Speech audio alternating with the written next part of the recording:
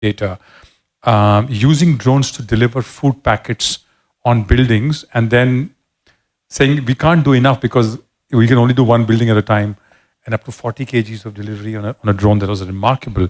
All of this coming together for disaster management, again, something we've never seen in India at this scale.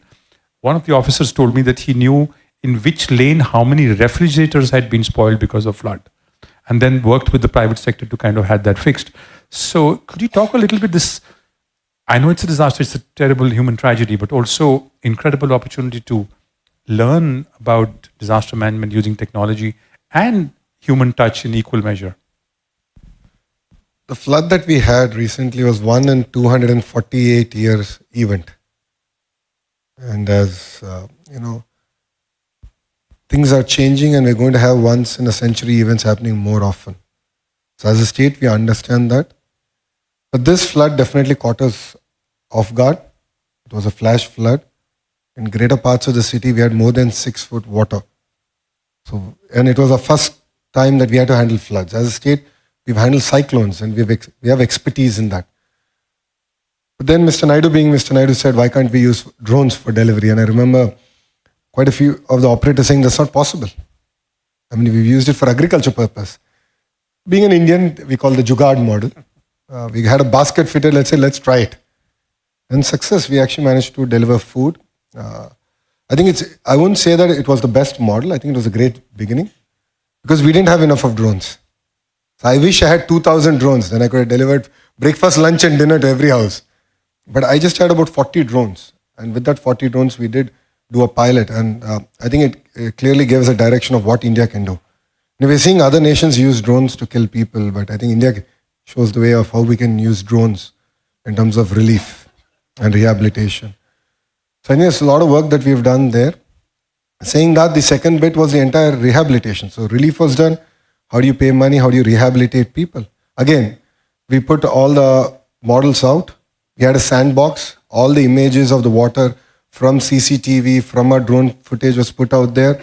We had all the education institutions across the country and in Andhra Pradesh take a look at it, give us suggestions, start working on the models to tell us at what day, what level of water was in which area. So based on the amount of water outflow to the terrain, to where it's getting discharged, we could understand that better. So our rehabilitation, the money we were giving, it was amazing. We did this entire thing. 15 days after flood water receded, we doled out the money. And it was all done through online. Online because thanks to Aadhaar, every bank account is connected. So we were able to marry technology in that sense much better. But saying that, I think it's very important to go back to the field. And that's something that Mr. Naidu used to do every day in the evening. So he would go out for 4 hours, waist deep water, jump in, understand, did things get delivered or not? Then feedback would come to us. I was manning the control room. So he would say, okay, food didn't get delivered in this house on this lane. And here's the lat long. And then we had to send the food. So I think that's always required. I think you need a feedback loop. The human loop is always required on how much of a technology you might have. So I believe we have a model to handle such crisis, not only for Andhra, but for the nation. And one task we have taken up as a state is we'll get about 2,000 drones in the agriculture sector. A lot of the spraying, the pesticides and so on and so forth actually can be done using drones. And then during an emergency, we can pull it out and use it for relief activities. So I think it's a great learning experience. And as a country and as a nation, we're just learning on how can we use this technology far better. I just want to stop here for a moment and just applaud the incredible work that the government and the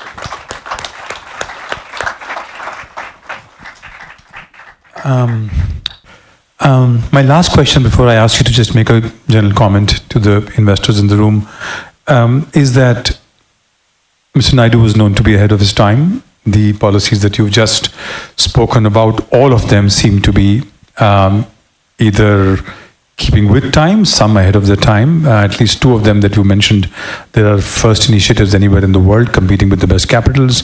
What do you see as the challenges in getting to this vision over the next 5-year period? As you rightly said, Mr. Naidu is always ahead of his time. And as a political establishment, we tend to put the cart ahead of the horse. And you've seen subsequent elections, we have not been able to win. And that's something that we take as strong feedback for ourselves, that continuity in governance is equally, if not more important at this juncture for our state of Andhra Pradesh to see our vision through, number one. Number two, whatever vision I've shared with you is something that I've already discussed with the electorate, and we go back for constant feedback and we will involve them in the entire process. And the last bit, I think even the political class or the bureaucracy, I think the last 5 years was a slumber. So I think it's taken us a bit of time to wake everyone up and say, let's move. And with a kind of renewed interest and energy that Andhra is now witnessing, creating that momentum is going to be very critical for us as a state. I think these are the clear three things that we want to go about delivering. And I'm sure that these three delivered, then Andhra Pradesh should be the first $1 trillion economy in India. Thank you. You have some of the largest investors from the United States in this room, existing and potential. What is the message that you would like to give? What is it that you would like them, the process in which they can engage with the government? Few words for the delegates who have flown all the way to be in this meeting. Thank you very much again for having me here. I'm honored. See, Mr. Naidu is a veteran. This is the fourth term. He's the Chief Minister of Andhra Pradesh. But he brings renewed energy. Just to give you an idea of the kind of mandate we got, out of the 175 constituencies we contested, we won 164. That's a 92% strike rate. It's the highest ever even we've witnessed. Saying that, out of the 164, 88 of us are first-time members of Legislative Assembly. In his cabinet, 17 ministers are first-time ministers.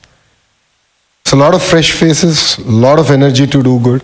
All of us are raring to just get going. Andhra Pradesh is, as I said, a very long state, which lends itself very well for decentralized development with clear sectoral focus. As I already stated, we believe in the power of ecosystems. And we are here to deliver on that ecosystem. A lot of work has already been done between 14 and 19. It could be renewable energy, it could be the automotive, the mobility sector. Electronics manufacturing is another great area where a lot of work has already been done. Biofuels, aquaculture, pharma, then you of course have the entire medical devices manufacturing, the IT space. So the state lends itself very well for investments across all sectors. And the beauty of our state is we can potentially be a net zero in terms of carbon emissions as a state. Sheerly because of the 72 gigawatts of renewable energy that is going to come online by the end of our term, which is 2029. So as a state, we are competing with other states, no second thoughts about it. But one thing I can promise to you in Andhra Pradesh is speed of doing business. That's something that other states cannot promise. We will deliver on that. As ministers, we are very committed to it. So every investor who's knocked on my door, we have a WhatsApp group that we create, and then we are in touch with them. And every week we update the investor on what has happened, what needs to be done, what are our hits and misses for the week, where have we fell short, and how are you going to make that up? Because your investments ticket sizes have increased. I mean, now $1 billion investment seems to be a norm of the day. But then a week delay, a month delay, or even a 6-month delay of your project is just going to throw your business plan out of the window. So we understand that, we appreciate that. So we will deliver on the speed of doing business, and we're here to deliver. And last point, for us to deliver this, we have recreated Economic Development Board, which is being headed by a young IAS officer. And we have his entire team under him is coming from the private sector. So veterans from that industry are going to come join the Economic Development Board. So they'll be your single port of call and your point of contact. And anyone investing over $1 billion in our state will have a dedicated person from the state sitting in your office and delivering on the promises that we have made to you. So I request all of you to look at our state. Please come. You will see the renewed energy that we have. The great opportunities across all sectors. It could be the new capital city. It could be our port. It could be our big data. It could be the petrochem, chemical, the entire pharma ecosystem. There's amazing opportunities out there. So I request all of you to take a hard look at the state of Andhra Pradesh and definitely give us an opportunity, and believe me, we will deliver much, much better than any other state in India. So thank you very much for having me. Jai Hind. There you have it, ladies and gentlemen. A young political leader, clear vision, focused on speed, inspirational and on point. Please join me in giving him a big round of applause.